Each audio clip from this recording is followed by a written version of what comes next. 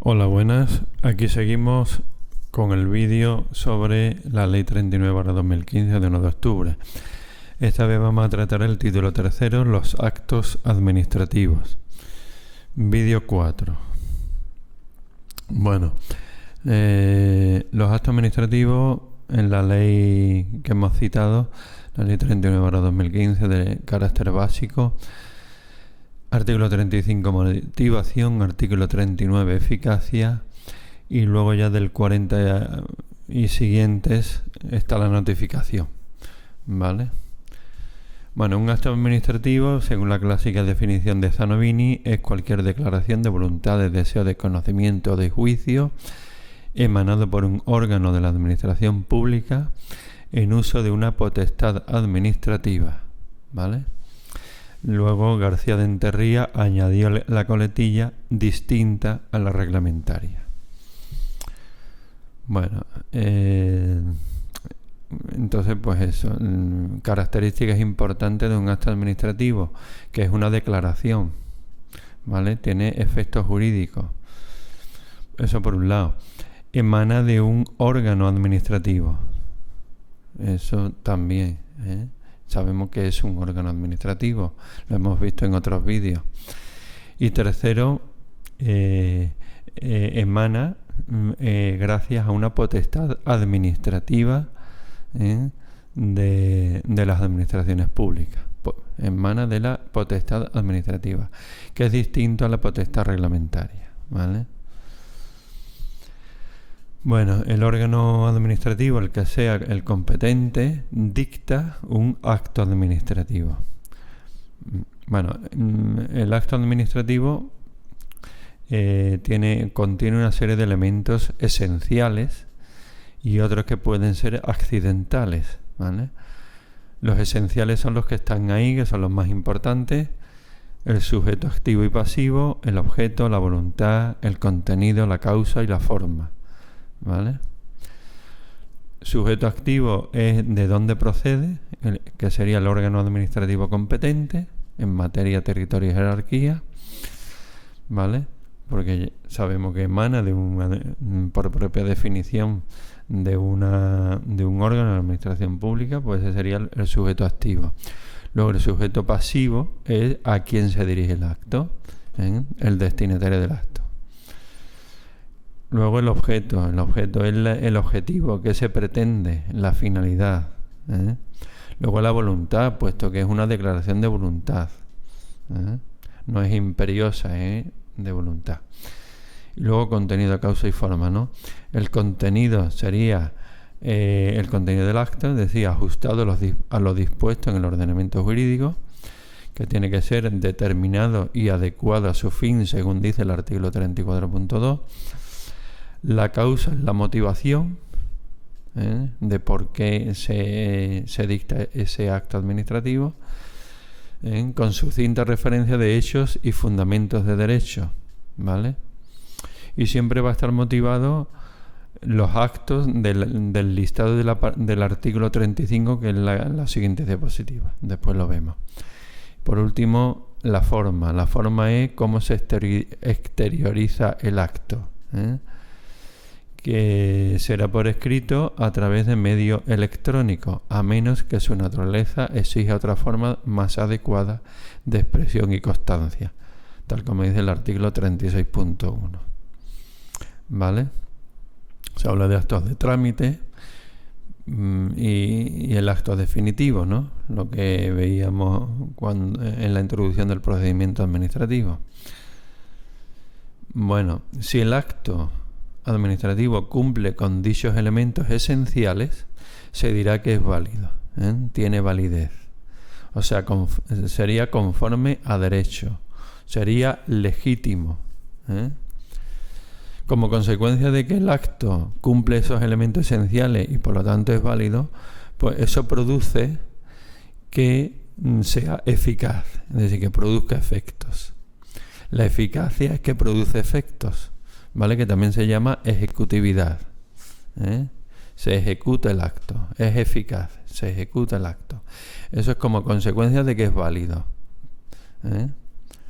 Un acto inválido no es eficaz. ¿Vale?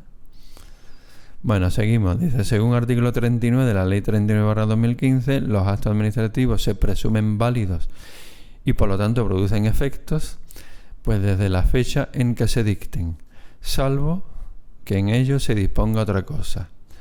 Dicha cosa puede dar lugar a una eficacia demorada o una eficacia retroactiva. ¿Vale? Es decir, que producir efectos, pero no inmediato, sino que pasa un cierto tiempo y después empieza su eficacia, o al revés, la eficacia empieza antes. Bueno, la eficacia demorada, cuando así lo exige el contenido del acto. Por ejemplo, ahí tenemos en cuenta los elementos accidentales que decía antes, el término, condición y modo. La eficacia queda demorada también cuando esté supeditada a su notificación, a su publicación o a su aprobación superior, ¿vale? Mientras que no se notifique, publique o apruebe superiormente, no va a ser eficaz. ¿Vale? Eso es lo que dice, eficacia demorada. Un último caso de eficacia demorada es la resolución de un procedimiento sancionador, es decir, la típica sanción, ¿vale? Mientras admita recurso administrativo, ¿vale? También es demorada. Es decir, no es ineficaz mientras ese plazo de admisión de recursos administrativos en este tipo específico de procedimiento. Bueno, esos son los casos de eficacia cuando la eficacia queda demorada, ¿vale? Por el contrario, la eficacia retroactiva se dice ex nunc, es una situación excepcional, pues cuando se dicte en sustitución de acto anulado, ya veremos eso lo que es, o cuando también produzca efectos favorables al interesado, siempre que existan los supuestos de hecho y no lesionen derechos de terceros. ¿Vale? Lo normal es que el acto administrativo esté supeditado a su notificación y por lo tanto tenga eficacia demorada, ¿vale? Con lo cual, lo que dice el artículo 39, que los actos administrativos se presumen válidos y producirán efectos desde la fecha en que se dicten, pues verdad, porque lo dice la ley, pero desde la fecha en que se dicten, lo normal, como está supeditado a la notificación, pues entonces la eficacia queda demorada, ¿vale? Pero bueno, seguimos. Como decía antes, el artículo 35 trata de la motivación, ¿vale? Dice, serán motivados con sucinta. Sucinta significa breve, aunque completa, ¿eh? Bueno, referencia de hecho y fundamento de derecho, todo ese listado, ¿no? De actos. Por ejemplo, son motivados los actos que limiten derechos subjetivos o intereses legítimos. Son motivados los actos que resuelven procedimientos de revisión de oficio, de disposiciones o actos administrativos, que resuelven recursos administrativos, que resuelven procedimientos de arbitraje y los que declaren su inadmisión, ¿vale? También son motivados los actos que se separen del criterio seguido en actuaciones precedentes o del dictamen de órganos consultivos. Recordad el dictamen del Consejo Consultivo de Andalucía, por ejemplo, entre otros, ¿no? Son motivados los acuerdos de suspensión de actos, cualquiera que sea el motivo de esta, así como la adopción de medidas provisionales previstas en el artículo 56, Son motivados también los acuerdos de aplicación de la tramitación de urgencia, que lo vimos en el vídeo pasado. También son motivados los acuerdos de ampliación de plazos y los de realización de actuaciones complementarias, ¿vale? Son motivados también los actos que rechacen pruebas propuestas por el interesado, Son motivados los actos que acuerden la terminación del procedimiento por imposibilidad material de continuarlo por causa sobrevenida. También los que acuerden el desistimiento por la administración en procedimiento iniciado de oficio. Son motivados las propuestas de resolución de los procedimientos de carácter sancionador, así como los actos que resuelven procedimientos de carácter sancionador o de responsabilidad patrimonial, En responsabilidad patrimonial son los actos que resuelvan solamente, no las propuestas de resolución, ¿vale? Ahí dice procedimiento de carácter sancionador, las propuestas de resolución y la resolución en sí, ¿vale? Y en cuanto a el procedimiento de responsabilidad patrimonial, solamente la resolución, ¿eh? Pero no la propuesta de resolución. Seguimos. Son motivados los actos que se dicten en el ejercicio de potestad discrecional, así como los que deban serlo en virtud de disposición legal o reglamentaria expresa. En los que diga una ley o un reglamento que tengan que ser motivados, pues tienen que serlo. Dice, la motivación de los actos que pongan fin a los procedimientos selectivos de concurrencia competitiva se realizará de conformidad con lo que dispongan las normas que regulen sus convocatorias, debiendo en todo caso quedar acreditado en el procedimiento los fundamentos de la resolución que se adopte. ¿Vale? Bueno, pues ese es el listado de los actos que tienen que ser motivados según el artículo 35 de la Ley 39/2015. Y ahora pasamos el resto del vídeo a la notificación del acto administrativo, recogido en el artículo 40 y siguiente, ¿vale? Bueno, ahí vemos un diagrama, un dibujo, línea de tiempo. Primero se dicta el acto administrativo, que ya hemos visto que tiene sus elementos esenciales, ¿no? Sujeto activo y pasivo, el objeto, voluntad, contenido, causa y forma, ¿vale? Puede tener elementos accidentales, que son el término, condición y modo. Entonces, si cumple todos esos elementos, pues se dice que es válido, ¿vale? Y eso implica que sea eficaz, ¿vale? Pero ¿qué pasa? Pasa que el acto administrativo, si afecta a los derechos e intereses del interesado, tiene que ser notificado. Con lo cual, la eficacia de ese acto administrativo no empieza en el momento de cuando se dicta, sino queda demorada a la notificación correspondiente a ese acto. La notificación correspondiente se cursa o se envía, ¿no?, al interesado en el plazo máximo de 10 días, plazo muy famoso.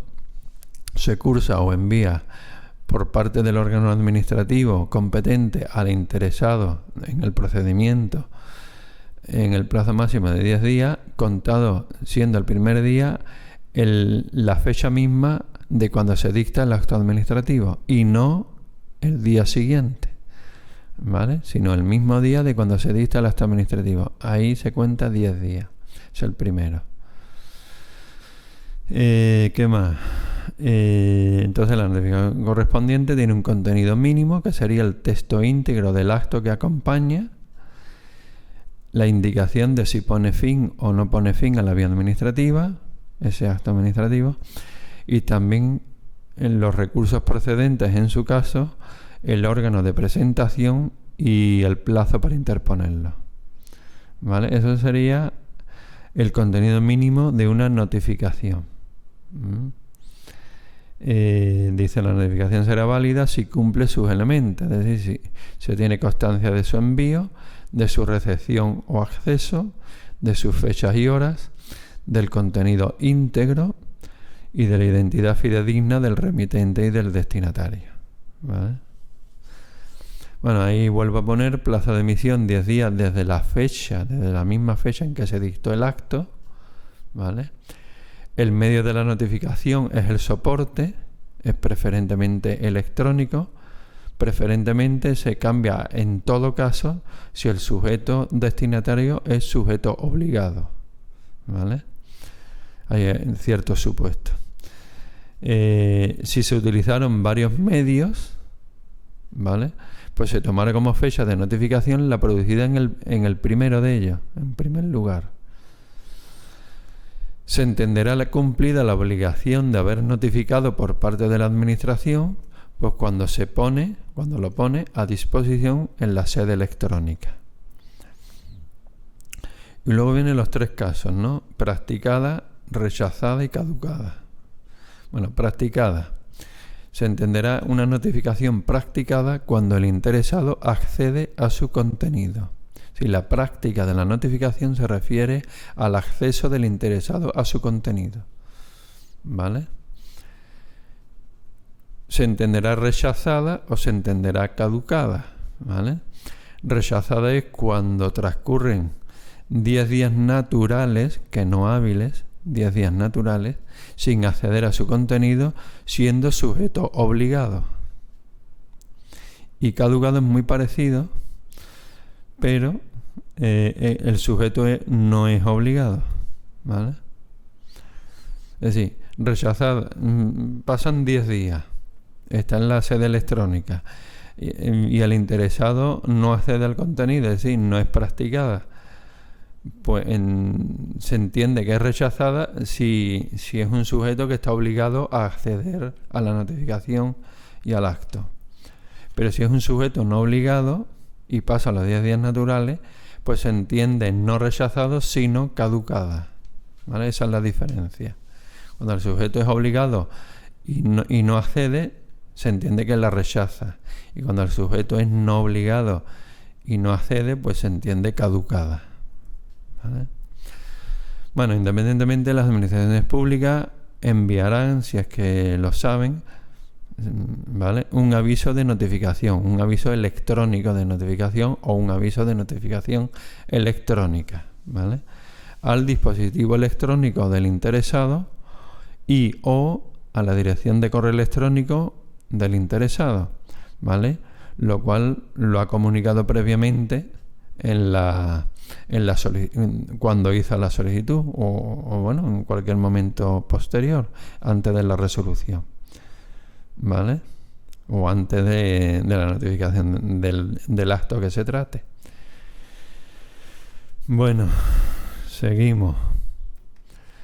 Esta diapositiva, pues bueno, más o menos ya la hemos comentado antes, lo que pasa es que aparece de otra forma, ¿vale? Ahí tenemos un órgano administrativo que emite, por un lado, un acto administrativo, por otro lado, la notificación de ese acto administrativo, ¿vale?, y por otro lado, emite también un aviso de notificación, ¿vale? Eso es simplemente. Entonces, cuando el órgano emite la notificación del acto, lo dispone en la sede electrónica del órgano administrativo. Con eso ya se entiende que ha cumplido con su obligación de notificar, ¿vale? Pasa el tiempo y el interesado accede a su contenido, ¿vale? Muy bien. Entonces se dice que la notificación sea practicada, una notificación practicada, ¿vale? Pero si pasan bueno, también según el decreto 622/2019, notificación no leída sería que está a disposición del destinatario mientras no cambie su estado durante el plazo previsto en la normativa básica para practicar la notificación. Es decir, mientras que pasan los días naturales y el interesado no accede al contenido de la notificación, pues se dice que la notificación está en el estado no leída, ¿vale? Y luego lo que hemos dicho antes de notificación rechazada y notificación caducada, ¿vale? Dice al interesado, si es sujeto obligado a acceder pero no accede a su contenido en el plazo de 10 días naturales, pues se entiende notificación rechazada y la administración continuará tramitando el expediente. El contenido estará disponible a efectos informativos. Seguirá estando en la sede electrónica a efectos informativos, pero ya se entiende rechazada. La otra posibilidad es que el interesado sea un sujeto no obligado a acceder y no accede, ¿vale?, en los 10 días naturales. Entonces se entiende notificación caducada y la administración en este caso lo publicará en el BOE, ¿vale?, y el contenido no estará disponible para su acceso, es decir, se elimina de la sede electrónica, ¿vale? Y lo publica en el BOE. Esa sería más o menos la diferencia entre rechazada y caducada, ¿vale? Y lo que implica. Bueno, seguimos hablando de las notificaciones, ¿no? Bueno, arriba dice, según el artículo 7.1, la solicitud del interesado indicará el medio electrónico de separación de notificaciones, si no lo tuviera entonces en lugar físico. Adicionalmente podrá aportar su correo electrónico para que las administraciones públicas les avisen del envío o puesta a disposición de la notificación. Independientemente que el medio sea electrónico o en papel, ¿vale? La administración enviará un aviso al correo electrónico del interesado, claro está, si lo ha comunicado en su solicitud, que es lo que hemos dicho antes. O después, ¿no? Dice, informándole de la puesta a disposición de una notificación en la sede electrónica de la administración. Bueno, todo esto... Dice, una notificación en papel, ¿vale? Que eso no lo hemos hablado todavía. Que eso así se ha hecho un montón de tiempo, ¿no? Dice, deberá ser, notificación en papel deberá ser además puesta a disposición del interesado en la sede electrónica de la administración para que pueda acceder voluntariamente, ¿vale? Y ahora de esto, ¿no? Si la notificación en papel se realiza en el domicilio del interesado y en ese momento no está, pues se haría un primer intento, y si no un segundo intento, y si no un tercer intento, ¿vale? Primer intento sería, lo primero, pues se podría hacer cargo cualquier persona del domicilio mayor de 14 años. 14 años, por cierto, es la edad mínima para tener el DNI, ¿vale? Cualquier persona en el domicilio mayor de 14 años y conste su identidad. Que no hay o no hay ningún niño que quiera hacerse cargo.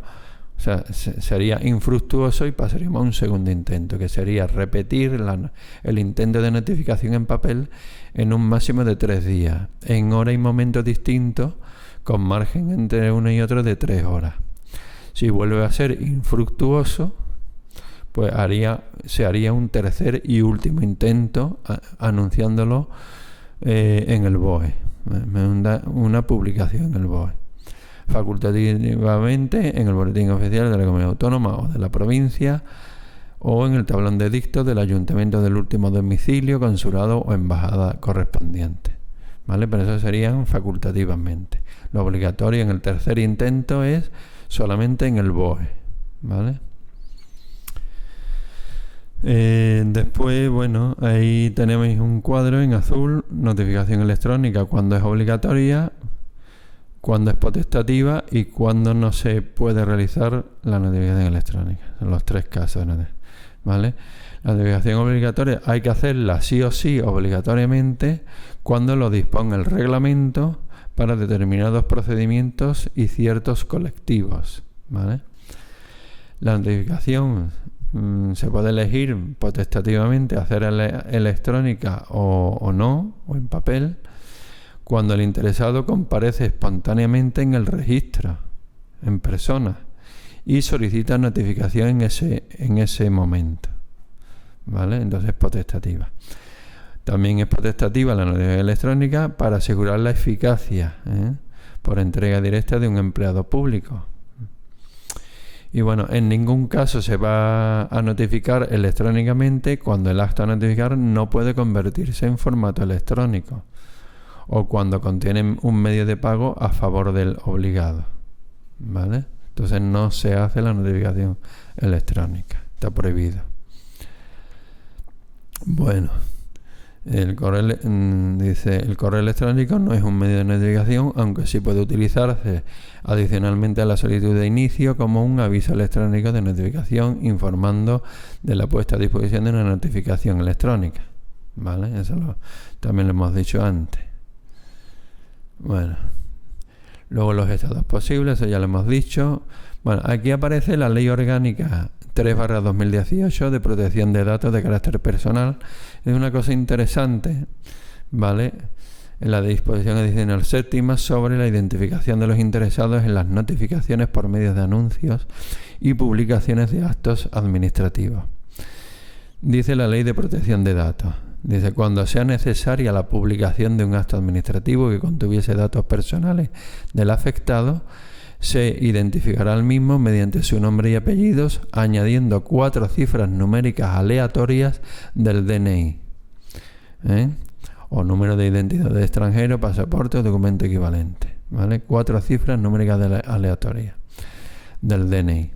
Dice, cuando la publicación se refiere a una pluralidad de afectados, estas cifras aleatorias deberán alternarse. ¿Vale?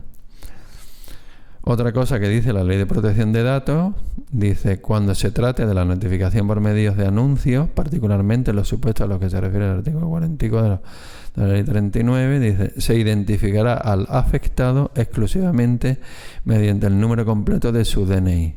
O número de identidad de extranjero, pasaporte o documento equivalente.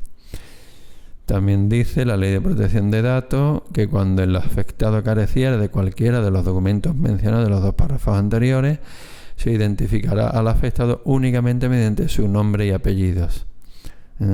Dice, en ningún caso debe publicarse el nombre y apellido de manera conjunta con el número completo del DNI. O identidad del extranjero, pasaporte o documento equivalente. ¿Vale? Luego, teniendo en cuenta el decreto 622, pues bueno, aparecen ahí otras cuestiones.